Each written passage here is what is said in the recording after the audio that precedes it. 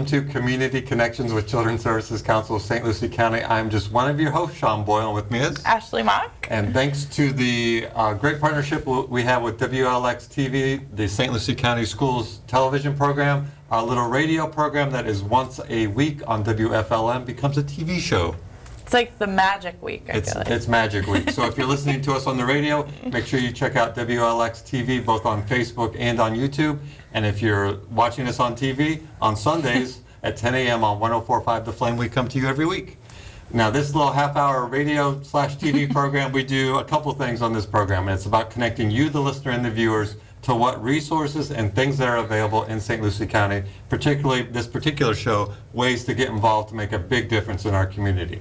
Now, we at the Children's Services Council, besides hosting this lovely program, well, marginally hosting this program, we do 5 things for our community, and those 5 things are: 1, make sure every baby's a healthy baby; 2, stop child abuse before it happens; 3, keep kids off the streets; 4, keep them in school; and 5, keep them off drugs, alcohol, and other risky behaviors by offering programs and resources for all families in our community. I was counting on my fingers. Well, did you notice I had to look down to make sure I was counting right?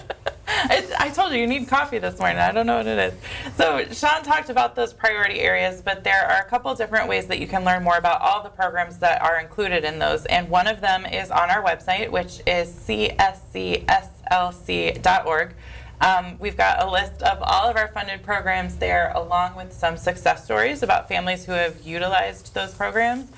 We also have a community calendar that talks about events that are coming up. This is not the calendar. This is not the calendar. So also on our website and available in print is our Family Guide to Programs, which basically gives a brief description and contact information for each one of those programs that we work with.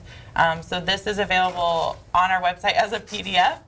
We also have printed copies like this one that we can bring to your church, to your place of business, that you can share with families. It's a really great resource to have on hand. But even easier than that is that we have a free mobile app as well. So you can download the mobile app right to your phone. It gives you very quick one-touch access to the contact information for all of our programs. We are like up to date. We are. We're very fancy. You ask, is there an app for that? Absolutely there is. Another great way that you can connect and get information is make sure that you like us on our Facebook page. We post on there nearly every day, whether it be fun messages or resources or things to do in the community, but make sure that you post on there. We find that a lot of families are connecting with us on Facebook, sending us messages saying, this is our situation, how can, what resources are out there, and we take pride in getting back. I think we have a response time of 15 minutes or less. Very fast. That includes even at midnight, which we had some of those, so yes. We even get, and I just want to give a quick shout out to All Roads Truck and Repair. They contacted us on Facebook and said, we are having an event. We want to do something for you guys. What's the best thing that we can do? And they actually decided to encourage all of the people who were coming to their event to bring gently used or new children's books. So they collected books for us at their event and donated the proceeds of their 50-50 raffle from the event. So there's lots of ways that you can get involved, and that was a simple Facebook message that we received. So thank you to them, to Sonia out there and her guys. That was a really awesome thing to do. Yeah, and if you're interested in donating used books, you can go to stluciereads.org. .org. I had that confidently. stluciereads.org. You can learn about the St. Lucie Reads Initiative, which includes setting up little libraries across the community. I think currently we're at about 70. Yeah, I think we're like 67, 68. Yeah, so I'll be part of that. Now, the reason why I'm so tired today, Ashley, I have to confess, is because we are on part of a billion-step challenge for St. Lucie County. If you go to healthystlucie.org, I know we're throwing a lot of websites out today. Yeah, healthystlucie.org. Our community, organized by the health department and all of its partners, including the Children's Services Council, we are trying to be a fitter, more healthy St. Lucie County. So you can sign up to be part of the Billion Step Challenge.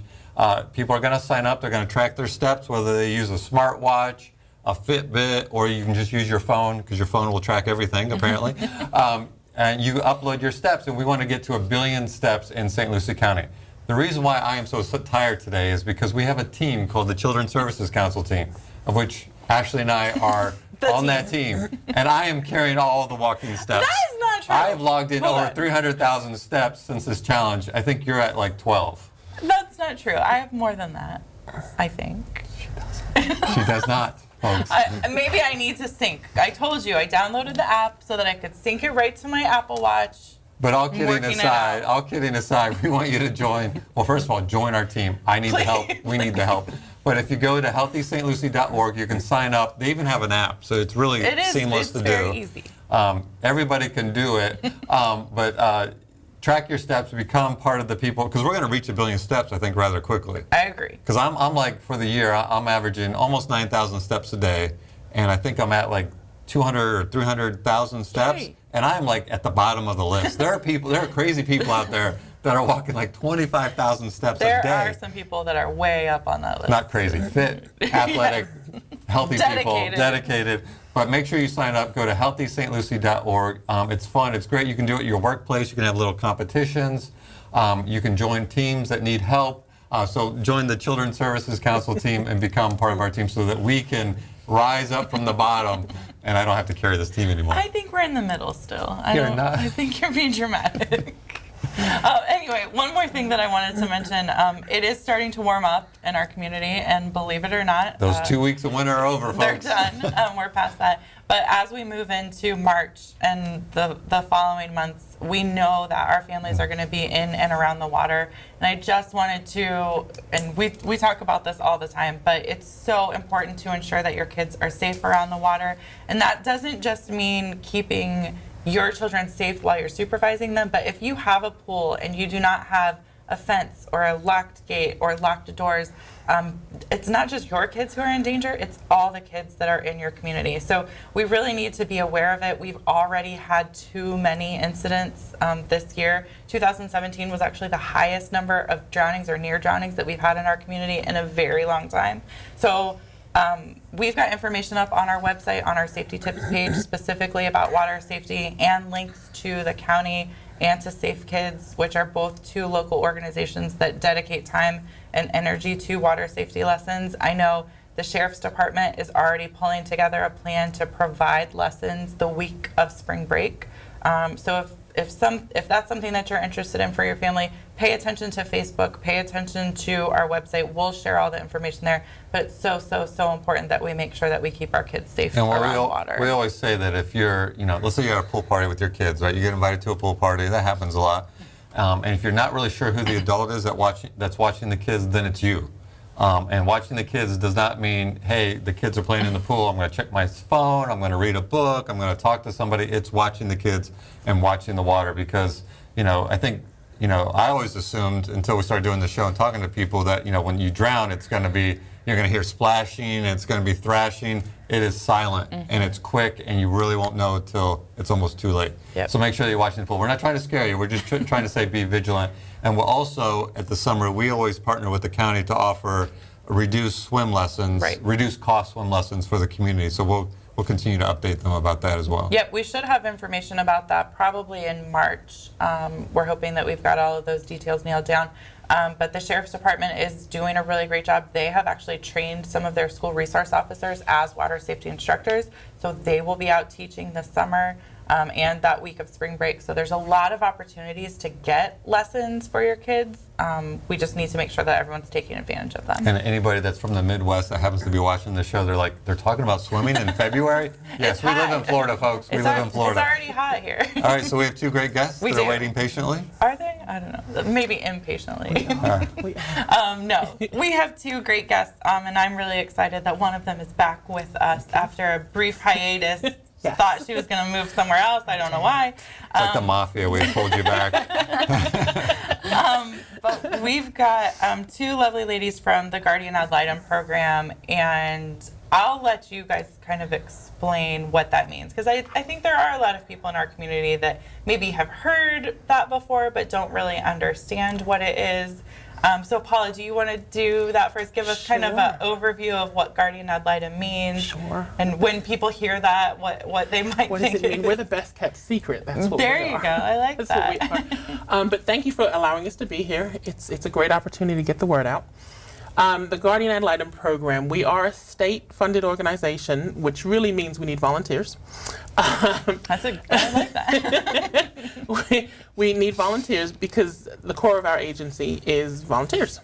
And great people from the community step forward and advocate for children in dependency court. So essentially, when a case abused, abandoned, neglected children come into court, we are appointed to represent them. Did I say I'm Paula Kerr? I'm sorry. I'm a recruiter. And this is Roberta Katz. She's an attorney. So we have a team model, a volunteer, a staff member, and an attorney goes into court and advocates for a child in dependency care. Dependency care is really, again, abused, abandoned, neglected children. And the way that I normally position it as a recruiter is, if you look at these cases, the state has an attorney, the parents have an attorney, the children need someone to speak for them. And that's what we do. St. Lucie County is in desperate need, which is what we're here for. A lot of children in the county and a lot that don't have advocates, and that really means they're going through an incredibly scary process by themselves. You don't have to be an attorney. We provide those for you. Really what you need is a caring heart and some time to try to support a community that's really trying to do better, trying to fix some issues here, and we just want to be part of that. And what is that time commitment? So when you are, having a conversation with someone who maybe has expressed an interest, what are you asking them for? And be realistic. I was going to say, do you want that number or my number? Let me give the big number first. What we do ask for as a program is a 1 to 2 year commitment overall. And the reason for that, before everybody goes, the reason for that is that's about how long it takes to resolve a case. So what we want is a volunteer, a face, to be with that child through the whole process. It flies by, I can tell you that. But from a logistical standpoint, if you're doing the very bare minimum, you really can do this for 10 hours a month. It never amounts to that. Most people, what we require is 1 visit per month to see the child, make sure that everything's okay. What we are is an extra set of eyes, and making sure everything is fine with the child. So 1 visit a month will really do it. The corny answer, my answer is whatever your heart will bear. So we have people who literally visit once a week, a couple of times a week. But I would say realistically, you're looking at probably around 15 to 20 hours a month. The great thing about our program is the most structured is really training. Training happens 2 days out of the week. Once a month we train, and that's when you have to be there. And to go through the mentoring process, that's your structure. But after that, you really can visit whenever you have the time, whenever the child is available, so on your own time. So, we have, for our listeners and viewers, we have children that come into the Department of Children and Family Systems because they've been abused or neglected to no fault of their own. Mm-hmm. And oftentimes, not every case, but oftentimes they may be removed from the home, placed in a foster home or a stranger, sometimes in the middle of the night. And they go to a foster home, and obviously the goal of the Department of Children and Families is to reunify the family, kind of address what the issue is, get it straightened out, build a better bridge towards the future for the family. So while they're going through the system, the parents have representation. Department of Children and Family has representation, but the guardian ad litem is the entity that speaks for the best interest of the child. Absolutely. And I think it's important for our listeners to know that we automatically assume that when a child gets removed, that of course everybody's for the best interest of the child, but the guardian ad litem is the true voice for that child in the court system and throughout the whole, maneuver, as they go through the system. And it's built strictly on volunteers. So I say that to kind of emphasize the importance of it. But can you? We need you. Yeah, exactly. I was gonna. But can you emphasize or talk about the number of volunteers that you currently have now? Sure. And how big the need is? Yes. Thank you. It's like you've done this before. So in St. Lucie County alone, we represent 4 counties: Okeechobee, St. Martin, I'm sorry, I'm on vacation. Okeechobee, Martin, Indian River, and St. Lucie. So we're talking about St. Lucie alone right now, and we have 452 children in care. We are assigned or appointed to 351. I'm looking down because I can't remember, I'm sorry. We have 191 volunteers. So essentially, we have 150 children who do not have representation. We need about 75 volunteers because we do look at about 2 children for each volunteer. So we're in desperate need of 75. Because when you translate that, that's 150 children that are in court in a strange place with nobody to speak for them. Just alone. Just no pressure, folks. Yeah. Just alone. But 75 people in St. Lucie County could really change situations for 150 children.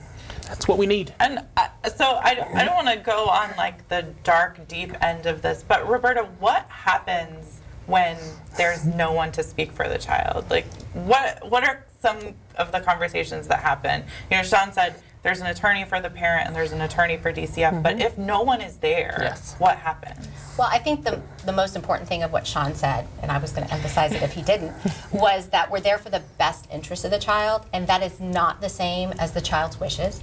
It's not the same as the parent's wishes. It's not the same as sometimes the state's wishes or the best interest of any of those parties. And if there's no one speaking for the child at any of those hearings or visiting the child and having the opportunity to bring to court what's going on for those children, they're left with no one.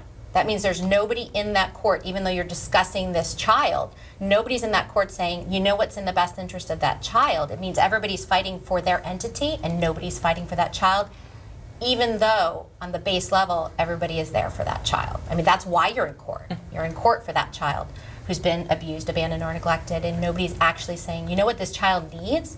You know what services this child needs? You know what's in the best interest of this child? And I think that's hard. Some of our guardians struggle with that because it's not what I mentioned. It's not what the child wants. It's not the same. And sometimes we have to make those hard decisions, what's in the best interest of the child, especially if it's not what they want. So before we go, I have several more questions based on what you just said. But before we go, if this is speaking to somebody right now, or if you have an opportunity to write the number down, if they're interested in learning more, and or maybe they're thinking, hey, it would be great if you could come, Paula could come and speak to my congregation Yes. about this opportunity. How do they get a hold of you? The most direct way is to call our office, 772-785-5804. We have a great lady at the front desk who will find someone. She'll get you to a recruiter eventually, but she'll find someone or take information. But just reach us is the most direct way. That number, and they'll get you to us. And we'll repeat that number throughout the show for sure. But so I think it's important too. So you have volunteers. You're looking for volunteers, and you're asking them to meet with the child, find out what's in the best interest of the child. Which I like that you pointed out that they may not be, probably isn't always what the child wants, but Correct. what's in the best interest of the child.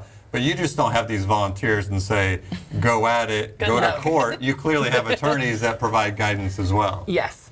And as I said in the beginning, it's a team model. So it's a volunteer, there's a staff member, they're called child advocate managers, and essentially I call them the tether to the program. So the volunteer really keeps in constant contact with that person, and that's who really tells them how to connect with services and how to connect with the child and tech tips and techniques.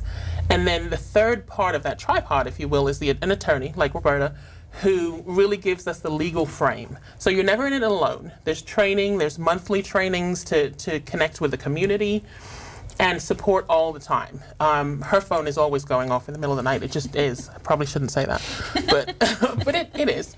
You guys get 12 o'clock calls. But there's a constant level of support. And I just wanted to circle back, if I may, to sort of where Roberta started. When you talk about the best interests, one of the reasons that we're here is because we do have a relationship with the Children's Services Council. Because one of the things that we do look for in a case is, what does the child need? So, while everybody else is arguing about how often do I get my children, see my children, when do I get them back, and people are arguing about that, our guardians, our volunteers are the ones who are looking at, okay, this child is X amount of years old and really should be speaking, but isn't yet. So maybe we should look at a speech therapist. Maybe this is all really overwhelming for them and the grades are dropping. Everyone else is looking at everything else, but the guardian's looking at, okay, I'm pulling school reports and the grades are dropping. Do we need to get a tutor in there? So we go to that booklet, really. the Children's Services Council booklet and find a service. And that's what we're doing, monitoring what's happening with the child while everyone else is focused on the legal aspects. So- And now we know they have an app. Now we know we have an app. I did not know I about didn't the know app. either. And clearly, every guardian at Litem should be listening to our radio show every month, because There that's what you we do, go. what we That's talk it. about. I like it. So we always like, okay, so the number, if you're interested in volunteering, and I would really stress, we kind of issue challenges, if, Yes. write this number down, because, we've heard oftentimes, they heard it on the show, and then they're somewhere else and they hear it again. And Yes. sometimes it's not always the first time they hear it, but maybe it's the second or third. But I would say that if you're on your way to church, you're coming back from church, or if you have if you're in a business group or a civic group or whatever group it is, to have Paula come and speak to the Yes. community, because this may not speak to you directly, but chances are somebody that has the time and Absolutely. the heart to do this. So again, that number is 785-5804. I'm really impressed that you can read that. So, outside of mocking my handwriting, the other question I was going to ask is, so when, just because I wrote down the number so I could repeat it, so the other question I was going to ask is, a lot of times, the hardest thing is to make that first phone call, right? Even if it's just a volunteer. So when they call and they're like, I'm interested, like what can they expect? Really a conversation, because we do recognize this is a hard thing to do. And the thing that I say, no disrespect to anyone intended, we're not making sandwiches. That's not what we're doing. It's a hard thing to do. So really a conversation just to see, this is what we do, these are our roles, and is it right for you? Because the thing to also remember is, if it's not something that you can do personally, perhaps there's another way to help. So maybe you can connect us with your church or your fraternity or your sorority or someone that we can come out and give the broad presentation. But the first thing we want to know is it right for you? This is what we do. And look at, can you make the commitment? If you can make the commitment, then we'll look at an application and schedule for a training. And the thing to also remember with us is it's really not until you get a first case that you can't say, I've done the training and it's really hard and I can't do it. That's preferable. My tagline is, quit on me, I'm a recruiter, I can take it. Don't quit on a child, please. But through the process, we have 2 full days of training where different members of our program will speak about roles that you'll take. So is it writing reports? You'll get help with that. How does the case go through court, understanding where we should be in the whole process. So the training really covers the gamut of what we do. After training, you're assigned a mentor, because we realize that you've been sitting in a classroom for 2 days. But you'll be assigned a mentor who will take you on your first visit. They'll look for school records and really kind of walk you through the beginning processes. And they fully certify you, and that's the point we'll say, we want you to take a case and really be a certified volunteer. But really, they're never alone. Never. They always have Never. support along the way. It's really important for everyone, and we do emphasize that in the training, because I'm a big proponent. I'm actually the one that trains on the team model, because I'm a big proponent of the team model. You are never alone, and you will have a supervisor that you're paired with. That was the child advocate manager Paula mentioned. You're paired with an attorney for every case. And we have the resources in our office. If there's a school issue and your child advocate manager and attorney say, you know what, someone better than me can touch on this, or we have people with DJJ background, we have people with school guidance counselor training, and we'll pull in somebody else and say, this is what we're seeing, what would you suggest? So it's really important for everyone to understand they're not out there alone at all, and they're not in court alone. That's why you have an attorney. But when you're working your case, you have a lot of support and you have someone to go to. And something that Roberta covers in the training module itself is, even you're paired with a child advocate manager and an attorney, but our office is, and you guys have been to our office, it's an open plan. If you have a question and your child advocate manager is not there, your attorney's not there, ask someone. All of our attorneys, they're amazing, and they're out there, advocating for children. They're going to answer your question. A child advocate manager, they have the same basic information. They're going to answer your question. So even outside of your team, per se, there's a full team of staff that will answer your questions. Very good. So I know we've just got a few minutes left, and I know there was one more thing that we wanted to touch on. Something that happens when you guys are looking at these children is that issues that they're facing come to the surface. And one of those things that I know you've both been really passionate about is the sex trafficking that's happening with our kids. So I didn't know if you wanted to just mention a couple of the things that are going on and maybe where people can get more information. I'm the vice chair of the Human Trafficking Coalition for the Treasure Coast in Okeechobee, and my platform for the last year and a half, because before I was the chair of the Education and Awareness Committee for the Human Trafficking Coalition, has been getting the word out to the children that are at risk, which is basically every child. So we're meeting with school boards. We have been doing some education sessions in the community with foster children, with community children, and it's just about being aware. It's really making people aware that it is out there. It is in the Treasure Coast. In 2017, we had 51 children on the Treasure Coast that we had abuse reports on that were verified. 51 different children, and that's primarily 36 in St. Lucie and the rest divided the other 3. It is up from the year before and the year before that, so we are getting the reports. If the community thinks it's not in, human trafficking is not in the Treasure Coast, it is. So, and that's just about perceptions and being aware of what's going on around you, but that's a whole nother issue. It is. Is there somewhere that people can get more information? If they want more information, they can call that same number and ask for me, and I will put them through. We have a coalition that meets. We are fortunate in the Treasure Coast that all of our law enforcement agencies in the Treasure Coast have a liaison that focuses on human trafficking, so we're really fortunate in that respect here.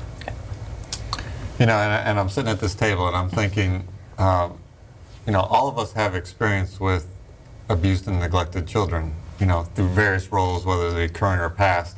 And from our experience, I'm sure we can all acknowledge that when a child comes into the system, I don't care if that child is 17 or 3, they're scared. Yes. They're scared because even though they were, you know, being abused, abandoned, or neglected by their caregiver, at least they knew their caregiver. Yes. And they knew what to expect to a degree. Yes. So that separation and being scared, you know, it's heartbreaking when you think about the number of children, and particularly when you identify, you know, you said you need at least 75 more volunteers because there's 150 kids that don't have a voice for them Exactly. in St. Lucie County alone. Correct.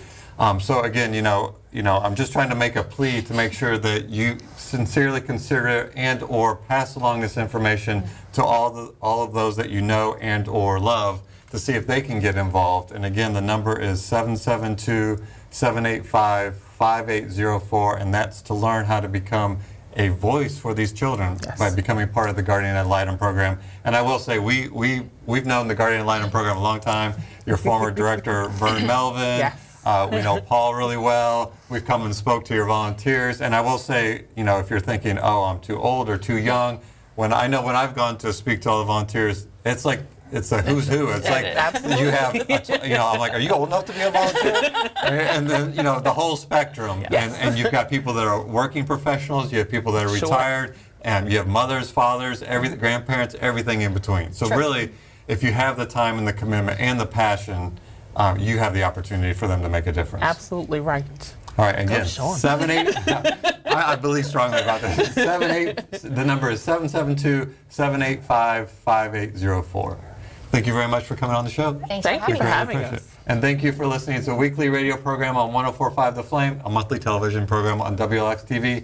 And remember, it's our children, our community, our future. We're all in this together. We'll see you next time.